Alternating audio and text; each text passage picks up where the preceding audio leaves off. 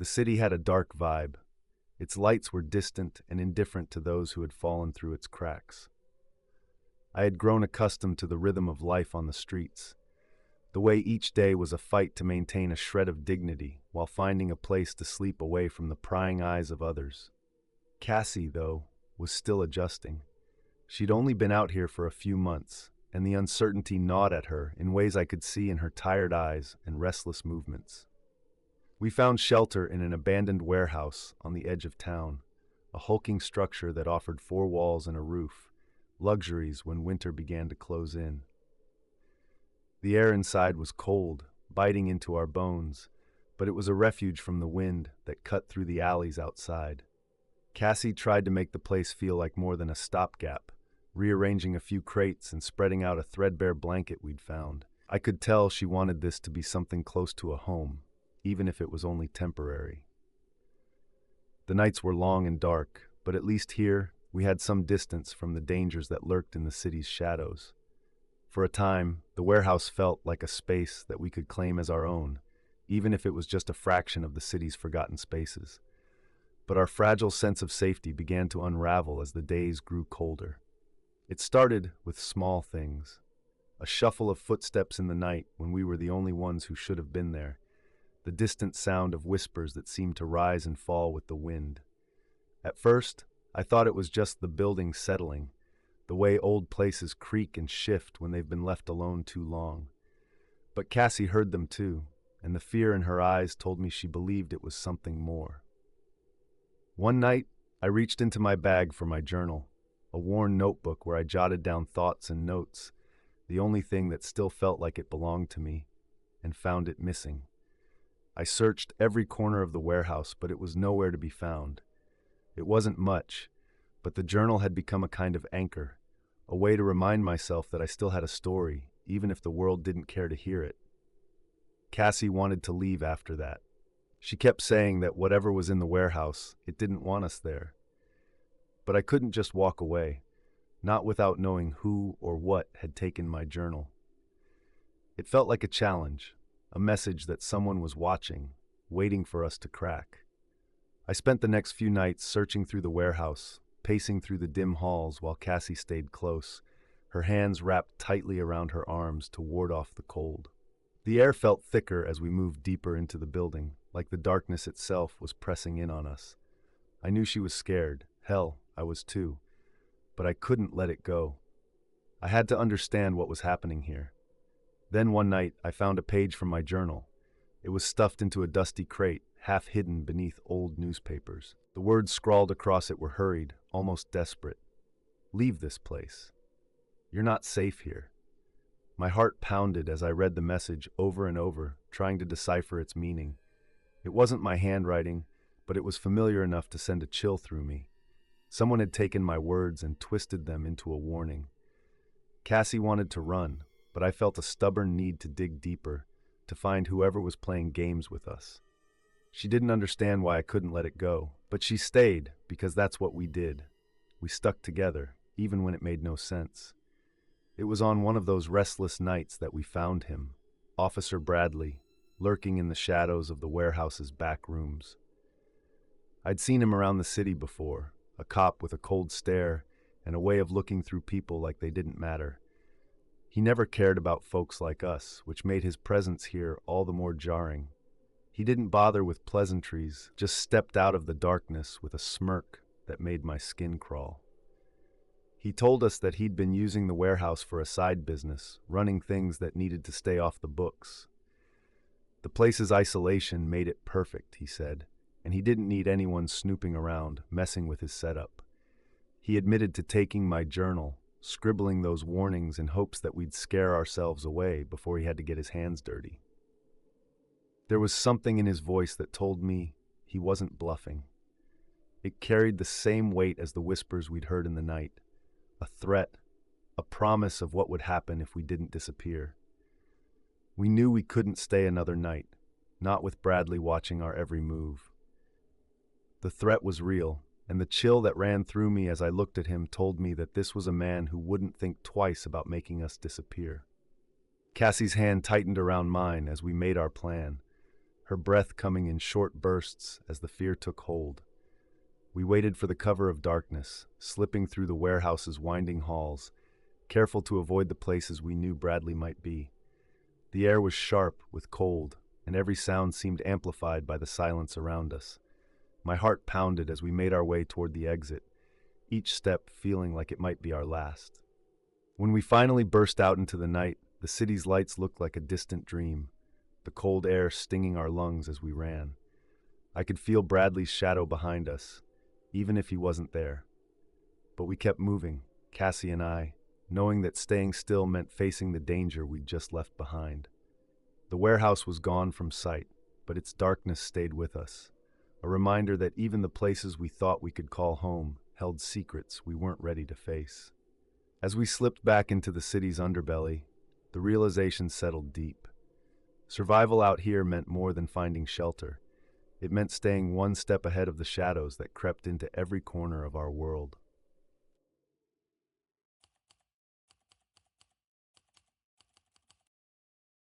This is one of the most disturbing stories about the dangers of hitting rock bottom that I've ever heard. It's about my old friend, Tom Harper, who I met during my college years in Portland, Oregon. Tom was born on April 12, 1985, in a small town in Montana. He was the youngest of 4 siblings in a family that struggled to make ends meet. His parents were hardworking but could never quite get ahead. Despite their challenges, they pushed all their kids to get a good education, hoping it would give them the chance at a better life. Tom was a smart guy, quick-witted, always ready with a joke, but he never took things too seriously, especially school. He barely scraped through high school, but when he managed to get into a community college, his family was proud. He decided to study business, hoping it would open doors to a better future. But then, life threw a curveball at him. The year he graduated, in 2007, the economy tanked. Jobs dried up, and opportunities became few and far between. He moved to Portland, hoping for a fresh start, but the competition for any decent job was fierce. After months of getting turned down for job after job, he finally found work at a warehouse, lifting boxes and loading trucks. It wasn't much, but it paid the rent for his tiny apartment. Things seemed to be looking up, until one rainy night in November 2008. Tom had a bad fall while unloading a truck, landing hard on his back. At first, he tried to tough it out, but the pain kept getting worse. Eventually, he went to a doctor who told him he'd herniated 2 discs. He couldn't keep working, and the company let him go. Without a job, and with medical bills piling up, Tom's life started to unravel. He tried to hold on to his apartment, but the money ran out. By the summer of 2009, he was living out of his beat-up old car, parking near the riverfront where a few other homeless people camped out. I tried to help him when I could, offering a couch to crash on or a few bucks for food, but I was just a broke college student myself. Things got even worse when his car got towed one night while he was trying to sleep. That was when he really hit bottom, wandering the streets, trying to keep warm in shelters when he could. I didn't hear from him much after that. He was ashamed, I think, of how far he'd fallen. Then, in the spring of 2010, I got a call from him out of the blue. He sounded rough, like he hadn't slept in days. He told me he'd found a place to stay, some rundown house on the outskirts of town where a few other guys like him had started squatting. It wasn't much, but it was a roof over his head, and for a while I thought he might be pulling himself together. But it wasn't long before things took a dark turn. The people Tom was living with were a rough crowd, mostly guys who'd given up on trying to get back on their feet. They were heavy drinkers, and soon enough, Tom was too. At first, it was just a way to numb the pain, but before long, it became something else, a way to drown out the reality of his life. He started getting into fights, usually over small things, like who got the last can of beer. I'd hear from him every few weeks, and each time, he sounded more and more like a stranger. One day in July 2010, he told me about this guy he'd been hanging out with, Danny. Danny was an ex-con who'd served time for assault. Tom said he was helping him find odd jobs, painting fences, fixing up old cars, and he seemed to really look up to him. But Danny was trouble. He had a way of dragging people into his messes, and I could hear it in Tom's voice that he was getting caught up in something bad. Then, in late August, something happened that changed everything. A few of us from the old college crew got together at a bar downtown, and Tom showed up unannounced. He looked rough, hair unkempt, eyes hollow. He told us about a fight he'd had with Danny.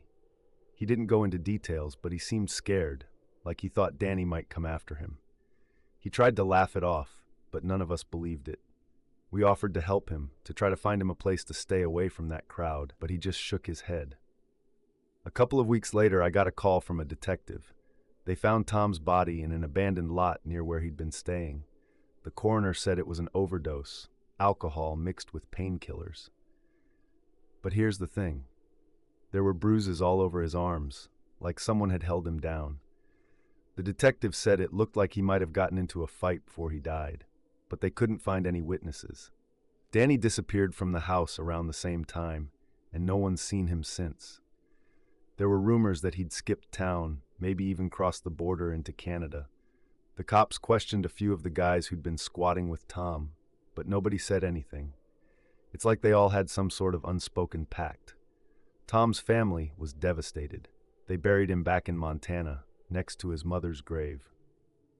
I went to the funeral, standing in the cold with his brothers and sisters, none of us knowing what to say. I've tried to make sense of what happened, to figure out how he went from being a guy with a future to ending up like that. Part of me thinks it was just bad luck, being in the wrong place, with the wrong people, at the wrong time. But another part of me can't shake the feeling that Danny had something to do with it, that Tom didn't just die by accident. In the end, I guess we'll never know for sure. All that's left is this memory of a guy who lost his way, and a warning about how quickly things can go wrong when you have nowhere else to turn.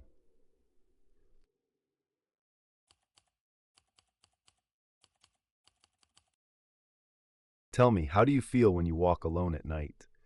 Do you stick to well-lit streets, stay alert, and look over your shoulder, thinking someone might be lurking in the shadows? Or maybe you're more like I used to be, believing that the city is just a collection of safe spaces. Nothing bad happens unless you're looking for trouble. If you are, well, let me introduce myself. I'm Jamie, and I used to be like that too.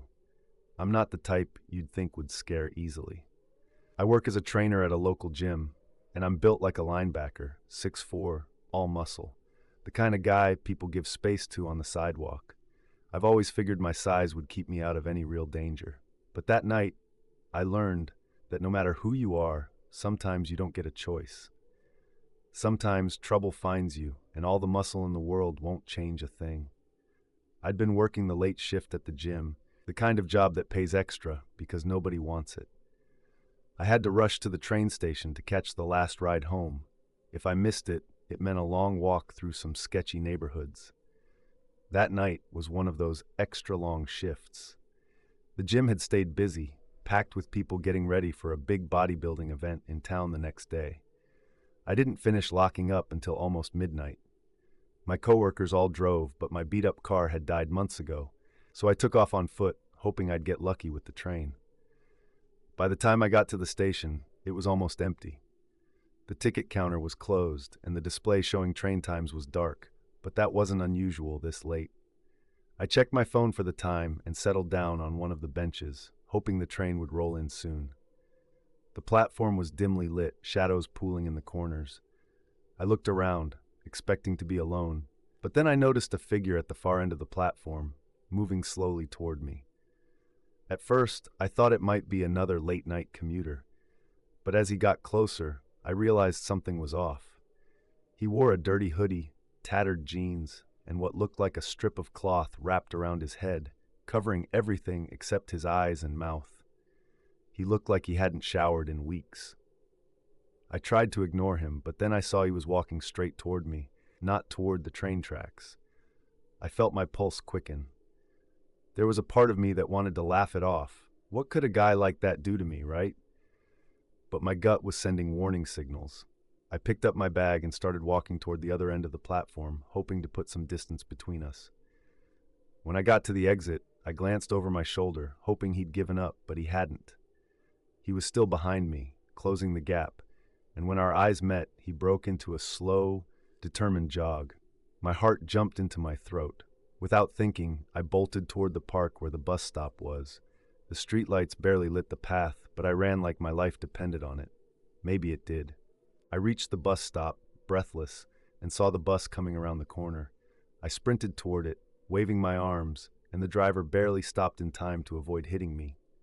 The doors opened, and I stumbled in, panting. "Are you trying to get yourself killed?" the driver snapped. "I'm sorry. There was a guy chasing me," I managed, glancing back to see if the man had followed. The shadows around the bus stop were empty, but that didn't calm me down. The driver just shook his head. "Whatever, man. Pay the fare." I reached for my wallet, but my pockets were empty. Panic bubbled up inside me. "Look, I lost my wallet," I pleaded. "Can you just let me ride this once? I'll pay you double next time." "Nice try," the driver replied, his tone sarcastic. "Now get off my bus." I looked out the window again, hoping against hope that the man with the bandaged head had disappeared, but then I saw him.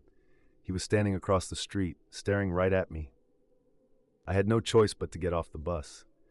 As soon as the doors closed behind me, I turned and started walking, my eyes glued to the man. He didn't move right away, just stood there watching me. I felt my legs turn to jelly, but I kept walking, trying to stay calm. But then he crossed the street, heading straight for me. I turned and bolted again, but he caught up to me within seconds. When he grabbed my arm, I spun around, ready to throw a punch, but he didn't try to fight. Instead, he reached into his pocket and pulled out my wallet. "You dropped this back at the station," he said in a raspy voice, his eyes peering out from behind the dirty bandage. I reached out to take it, feeling a mix of relief and confusion. "Thanks," I mumbled, but before I could step back, he tightened his grip on my arm and leaned closer. With his free hand, he started unwrapping the cloth around his head. My stomach twisted in knots. When he pulled the last strip away, I froze. His face was a mess of scars, deep, jagged lines that twisted across his skin, disappearing beneath the collar of his shirt.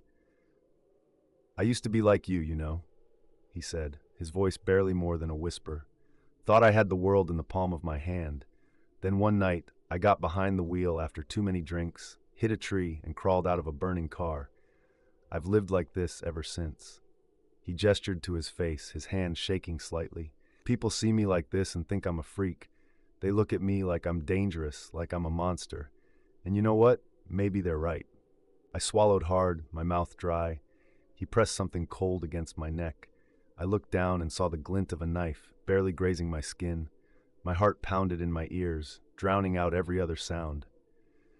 "But I'm not going to hurt you," he said after a long pause, lowering the knife. "You'll go home tonight, back to your safe little world. But remember this, you never really know what's lurking out here in the dark. Sometimes it's just a guy who wants to help. Sometimes it's worse." He let go of my arm, handed me my wallet, and turned away. I stood there, stunned, as he walked back into the shadows. I made it home that night, but I couldn't stop thinking about what he'd said. I couldn't imagine what it must have been like for him, waking up in that hospital bed, realizing that nothing in his life would ever be the same. I kept replaying the moment in my head, how close that knife had been to my throat, how easy it would have been for things to end differently. I never saw him again after that. But now, whenever I walk home at night, I keep my guard up. Not because I'm afraid of someone like him, but because I know he's right. You never really know who's out there, or what they've lost along the way.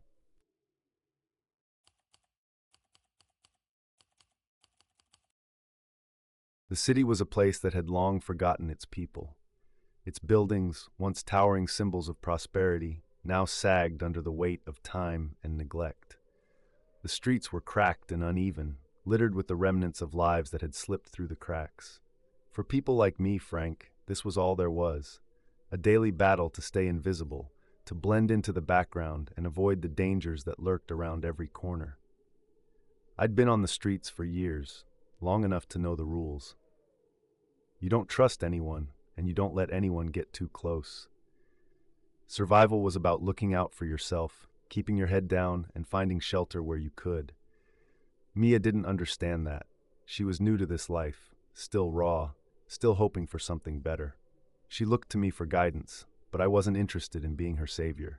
She needed to learn the hard way, just like I had. But no matter how much I tried to keep my distance, Mia clung to me like a lifeline. Her wide eyes followed my every move, desperate for some kind of reassurance.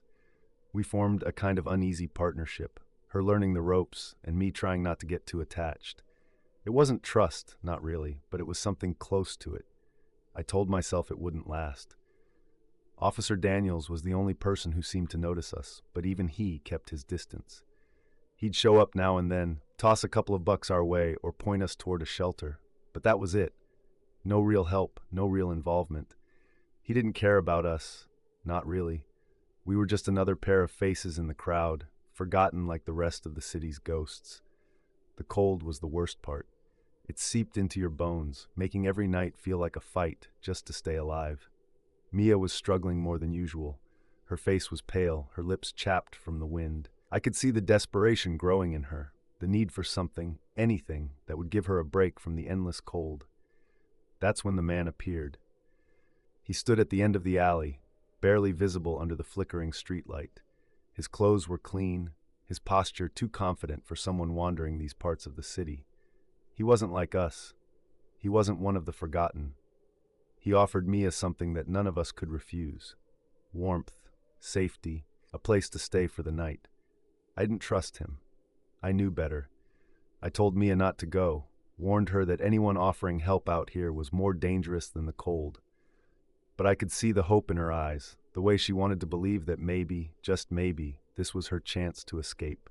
She looked at me for a moment, torn between my warning and the promise of warmth. Then she followed him. I watched her disappear into the shadows, my heart sinking.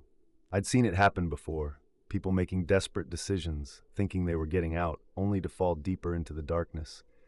I should have done more to stop her. I should have gone after her. But I didn't. The next day, the guilt hit me hard.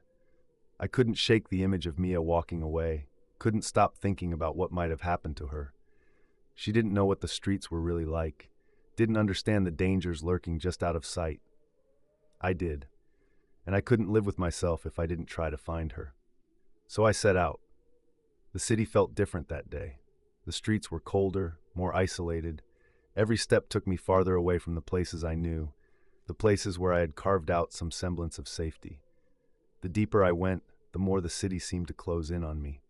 The buildings loomed over me, their windows shattered and boarded up, their walls covered in grime. It felt like I was walking into a graveyard of forgotten lives. Every alley, every abandoned building seemed to hold its own secrets, its own stories of people who had disappeared without a trace. I kept looking, but the city offered no answers, no clues, just more silence. My search eventually led me to the outskirts of the city. That's where I found the building. It was massive, crumbling, and ominous. The kind of place that looked like it had been forgotten for decades, left to rot and decay. But I knew, just by looking at it, that it wasn't truly abandoned. People like us, people with nowhere else to go, found places like this. It was a refuge, but not a safe one. Inside, the air was thick with the smell of rot. The floor was littered with the remnants of lives long gone. Discarded clothes, broken bottles, torn blankets. The walls were covered in graffiti, but it wasn't the kind of art that brightened the place up. It felt like a warning. I wandered through the maze of hallways, each step filling me with a growing sense of dread. The building was alive in a way, creaking and groaning as if it was watching me, waiting for something to happen. I finally found Mia in the basement, huddled in a corner. She looked up at me, her face pale and her eyes wide with fear. She didn't say a word, but I didn't need her to. Whatever had happened, it had left her terrified. I helped Mia to her feet, telling her that we needed to leave. But just as we were about to make our escape, 3 men appeared out of nowhere, blocking our path. They didn't look angry, just calm, too calm. One of them spoke, his voice steady, saying that we couldn't leave. I tried to reason with them, but I knew it was pointless. These men weren't interested in talking. They weren't going to let us go without a fight. I told Mia to run, but she was frozen in place, too scared to move. Then, out of the corner of my eye, I saw him, Officer Daniels. He appeared in the doorway, his presence a shock. The moment the men saw him, their confidence shattered. They retreated into the shadows without a word. Daniels walked over to us, his face unreadable. He told me that he had noticed Mia's disappearance and saw me searching for her. He had followed, knowing something was off. He didn't say much more, but I could tell that he cared in his own way. As we left the building, the cold night air hit us hard. We had escaped, but I knew that it was only temporary. The city was still out there, still waiting, still dangerous. The streets were unforgiving, and next time we might not be so lucky.